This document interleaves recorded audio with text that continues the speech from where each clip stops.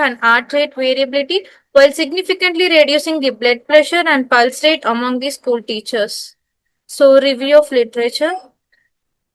In this study, several previous studies supported the effectiveness of yoga. So, in that, the Della Valley and the colleagues reported the reduced occupational stress through the workplace, and Tyagi and Cohen observed the improvements in HRV and autonomic balance. And Shin and colleagues reported the improvement flexibility and fitness, and Joshi and colleagues found the reductions in blood pressure, while teacher focused yoga studies reported reduction in stress and anxiety.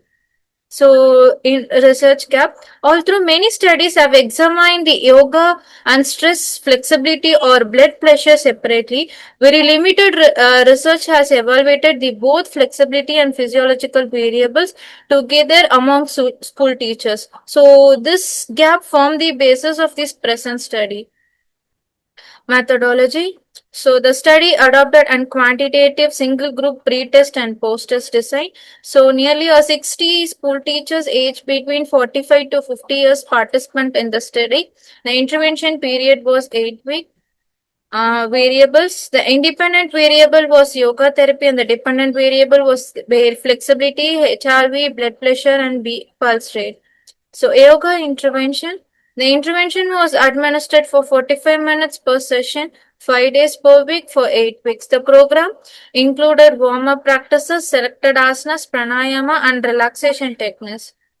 And the assessment tool used for the study is for flexibility, assess using the sit and reach test. For HRV measure using HRV device, and for BP using a digital blood pressure monitor, and for PR pulse rate was measured using a pulse oximeter.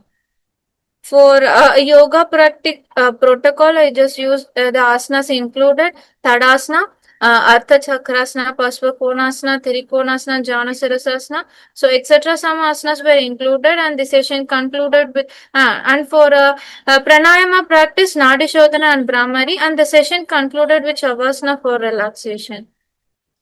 Next, the statistical analysis. The collected data were analyzed using the descriptive statistics such as mean and standard deviation.